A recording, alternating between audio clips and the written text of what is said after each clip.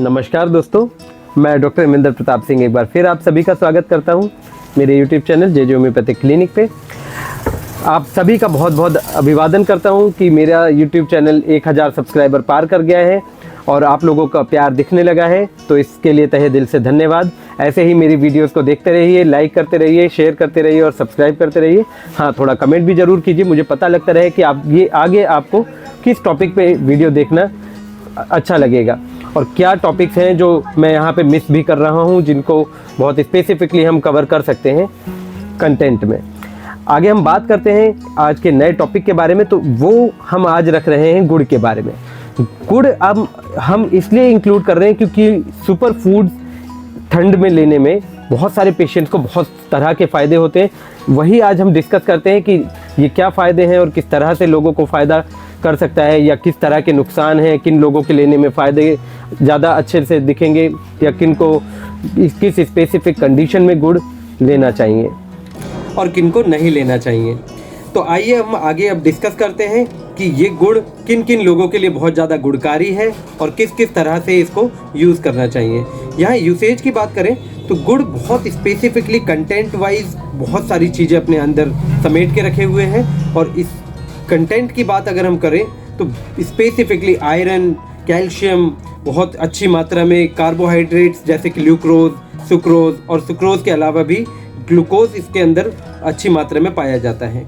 इसमें कुछ मिनरल्स भी होते हैं जैसे कि जिंक और उसके अलावा कैल्शियम के अलावा मैग्नीशियम भी, और एंटीऑक्सीडेंट्स की मात्रा तो भरपूर है क्योंकि ये फ्रूट बेस्ड प्रोडक्ट है, तो इसकी वजह से आपको कोई भी आर्टिफिशियल शुगर का होने का खतरा नहीं होगा जब तक कि ये आर्टिफिशियली बनाया ना गया हो। आजकल मार्केट में देखा जाता है कि गुड़ बहुत स्पेसिफिकली लोग क्रिएट कर रहे हैं ज़्यादा बेचने के लिए ताकि ज़्यादा लोगों तक पहुंच सके, तो उसकी प्योरिटी के ऊपर सवाल उठाया जा सकता है। लेकिन जिनको पता है कि गुड़ अच्छा कैसा होता है और यूज़ कैसे करते हैं, उनको कोई परेशानी ही नहीं होती, वो खरीद के अच्छे तौर पे यूज़ कर लेते हैं। लेकिन जिनको नहीं पता, आज मैं उनको बताऊंगा भी कि गुड़ को कैसे आइडेंटिफाई करना है कि वो नया है या पुराना है या फिर नकली है। हाँ, तो इन तीनों चीज़ों के लिए आगे हम डिस्कस करते हैं गुड़ की कंसिस्टेंसी के बारे में।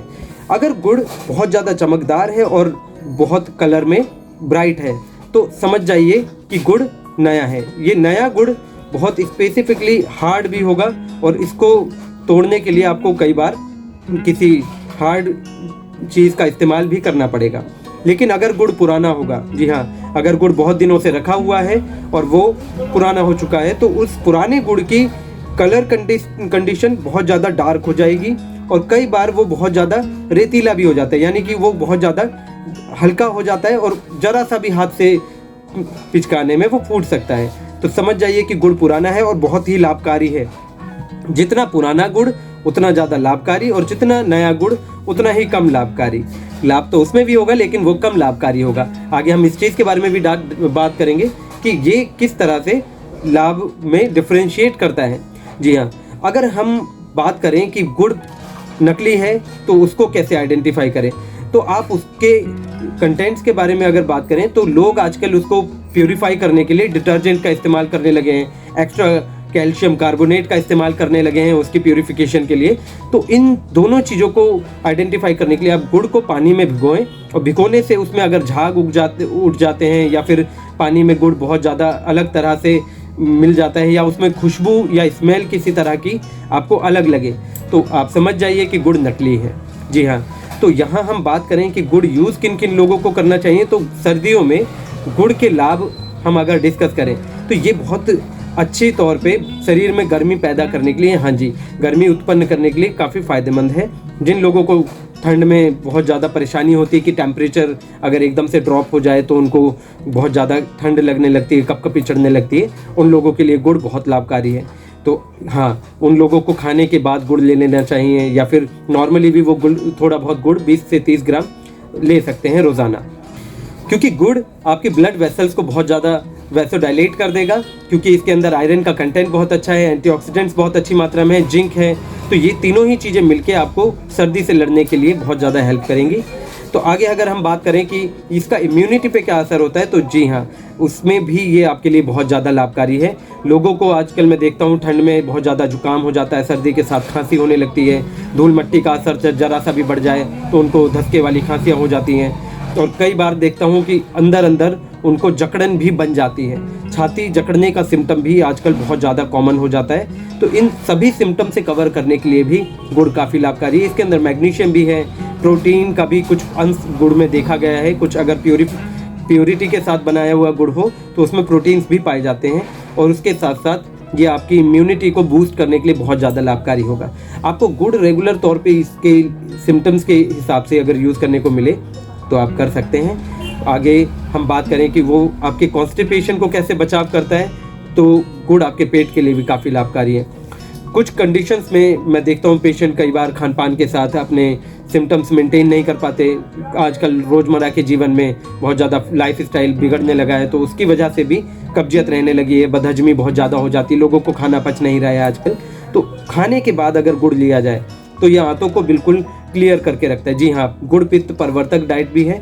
इसके अंदर मौजूद फाइबर की जो क्वांटिटी है वो कब्जियत भी नहीं बनने देती, आंतों को साफ रखेगी, और आपको जो पैखाना है वो बहुत इजीली रिकवर होके नॉर्मली पास हो जाएगा।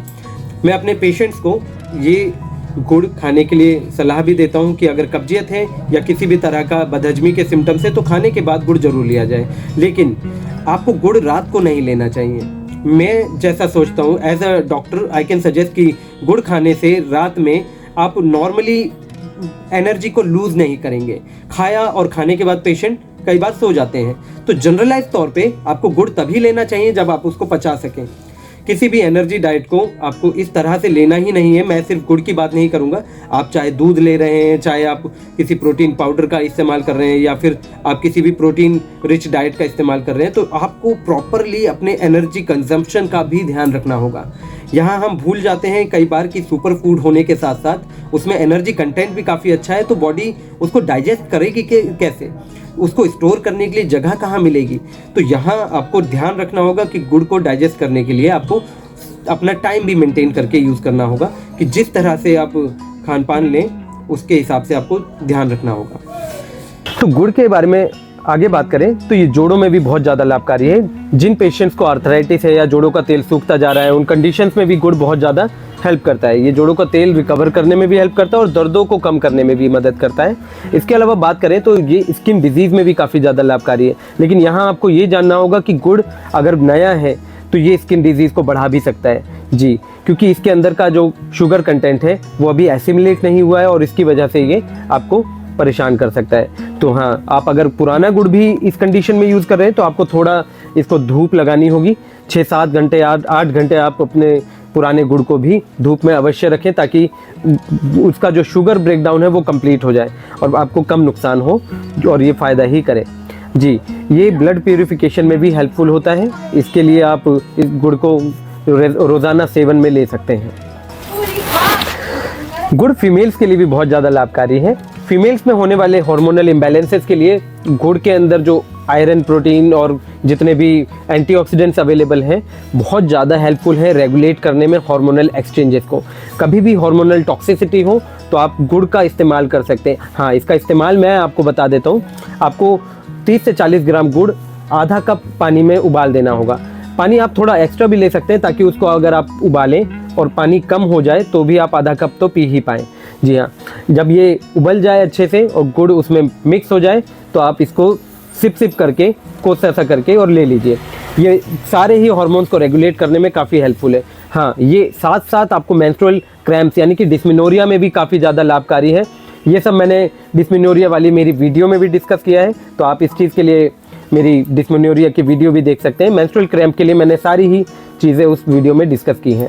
आगे हम बात करें तो ये अनीमिया में भी काफ़ी ज़्यादा लाभकारी है। जैसा कि हम बात करें कि आयरन कंटेंट इसके अंदर काफ़ी ज़्यादा होता है, तो ये लोहे के बर्तन में बनता है गुड़, और इसकी वजह से इसके अंदर जो आयरन कंटेंट है बहुत ज़्यादा बढ़ जाता है। और स्पेसिफिक तौर पे किसी पेशेंट को अगर अनीमिया, न्यूट्रिशनल अनीमिया के वजह से है, तो वो गुड़ का सेवन कर सकते हैं।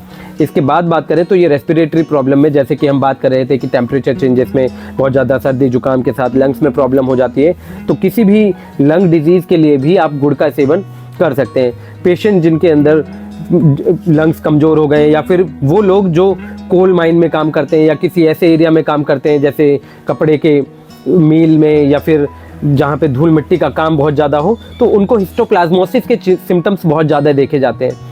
ऐसे पेशेंट को मैं ज़रूर सजेस्ट करूँगा कि वो रोज़ाना गुड़ लिया करें, और गुड़ की वजह से उनका विलियरी फंक्शन जो लंग्स के अंदर होता है वो एक्टिवेट हो जाता है, और बहुत अच्छे से सारा का सारा जो कचरा लंग्स के अंदर जा रहा है वो लंग्स क्लीन कर पाएंगे। जी हाँ, ये रिवर्स जो विलियरी फंक्शन है ये एक्टिवेट हो जाता है और लंग्स को हेल्दी रहने में काफ़ी ज़्यादा हेल्प मिलती है। वो लोग भी गुड़ का सेवन कर सकते हैं जो स्मोकिंग या फिर बहुत ज़्यादा सिगरेट की इस्तेमाल में इंडल्ज्ड हैं। उनके लंग्स के अंदर जो गंदगी होगी गुड़ साफ़ करने में हेल्प करेगा। आगे बात करें कि वेट लॉस में आप इसको कैसे इस्तेमाल कर सकते हैं, तो गुड़ का इस्तेमाल वेट लॉस में भी काफ़ी ज़्यादा हेल्पफुल है। इसके अंदर इलेक्ट्रोलाइट्स की मात्रा बहुत अधिक है, प्रोटीन और एंटीऑक्सीडेंट्स की वजह से, आयरन कंटेंट की वजह से ये मेटाबॉलिज्म को मेंटेन करने में भी काफ़ी ज़्यादा हेल्पफुल हो जाता है। इसके अंदर मैग्नीशियम और जिंक जो है वो वाटर रिटेंशन को कम करने में भी बहुत ज़्यादा हेल्प करता है। पेशेंट्स में मैं देखता हूँ कि ओबेसिटी को लेके बहुत ज़्यादा परेशान रहते हैं, लेकिन कई बार पेशेंट्स में ब्लॉटिंग बहुत ज़्यादा होती है। ब्लॉटिंग का जो एक्चुअल आइडेंटिफिकेशन है वो पेशेंट में थुलथुलेपन से होता है, और फैट आइडेंटिफिकेशन बिल्कुल डिफ्रेंशिएट करती है ब्लॉटिंग के सिम्टम्स से। तो आप आइडेंटिफिकेशन करके और स्पेसिफिकली गुड़ का इस्तेमाल कर सकते हैं। लेकिन हाँ, अगर आप वेट लॉस कर चुके हैं और बहुत स्पेसिफिक आपको फ़ायदा हो रहा है और आप एक्टिविटीज़ में काफ़ी ज़्यादा लाभ ले पा रहे हैं, तो आपको थोड़ा मॉडरेटली गुड़ का इस्तेमाल करना होगा। गुड़ का कंटेंट हाई कैलोरी होता है, तो ये बहुत स्पेसिफिकली आपको हेल्प करेगा वेट लॉस में। आगे हम बात करते हैं कि गुड़ को खाना कैसे चाहिए। खाने का समय की बात करें तो आपको सुबह या दोपहर में खाने के बाद ले लेना चाहिए। ये खाने के बाद लेने से आपका डाइजेस्टिव प्रॉपर्टी बहुत अच्छी रहेगी। आपको पानी के साथ भी गुड़ लेने में बहुत फ़ायदा करेगा, क्योंकि मैं बहुत छोटा था तो मेरी दादी जब भी कोई बाहर धूप से घर में आया तो गर्मियों के समय में पानी के साथ एक गुड़ की भेली जरूर दे दिया करती थी, क्योंकि इसके अंदर इलेक्ट्रोलाइट की कंटेंट्स बहुत अच्छे हैं और शुगर कंटेंट की वजह से आपको एनर्जी लॉसेस फील नहीं होंगे। तो ये बहुत अच्छा है कि आप पानी के साथ भी कभी भी आपको अगर एनर्जी लॉसेस फील हो तो ले सकते हैं। इसके अलावा गुड़ के अंदर बहुत सारे ग्लाइकोलिक एसिड्स होते हैं जो कि आपकी स्किन के लिए भी बहुत ज़्यादा फायदेमंद है। तो जिन लोगों को लगता है कि स्किन में प्रॉब्लम्स है तो वो आप बेझिझक गुड़ को ले सकते हैं। इसके अलावा आप गुड़ को रोटी के साथ भी ले सकते हैं। गुड़ का इस्तेमाल आप हलवा बनाने में भी कर सकते हैं और इसी के अलावा इसको आप दही में मिला के भी ले सकते हैं। आपको गुड़ दूध में नहीं मिलाना होगा, क्योंकि इसके अंदर अगर फर्मेंटेशन ज़्यादा है, क्योंकि गुड़ बहुत ज़्यादा ग्लाइकोलिक एसिड के साथ साथ फर्मेंटिंग भी क्रिएट करता है, तो ये दूध को फाड़ सकता है, तो ये पेट के लिए हानिकारक होगा। और इसके अलावा ये बहुत ज़्यादा डायबिटिक पेशेंट्स को नहीं लेना चाहिए। इसके साथ साथ अगर किसी पेशेंट को स्टमक एलर्जीज हैं, यानी कि IBS के सिम्टम्स हैं, ग्लूकोज इंटॉलरेंस है, तो आप गुड़ अवॉइड करें। तो यहाँ पर हम टॉपिक को समाप्त करते हैं और लेके आएंगे आपके लिए एक और नया टॉपिक, जिसमें हम डिस्कस करेंगे कुछ खान पान की चीज़ों के बारे में, दवाइयों के बारे में, बीमारियों के बारे में, और डिस्कस करेंगे कि कैसे उसका निदान किया जाए, कैसे उसको मैनेज किया जाए, या क्या होम्योपैथिक उपचार उनके लिए रहेंगे। तो मिलते हैं अगले वीडियो में, तब तक के लिए नमस्कार। मेरे चैनल को लाइक, शेयर और सब्सक्राइब करते रहिए और कमेंट भी करते रहिए। धन्यवाद।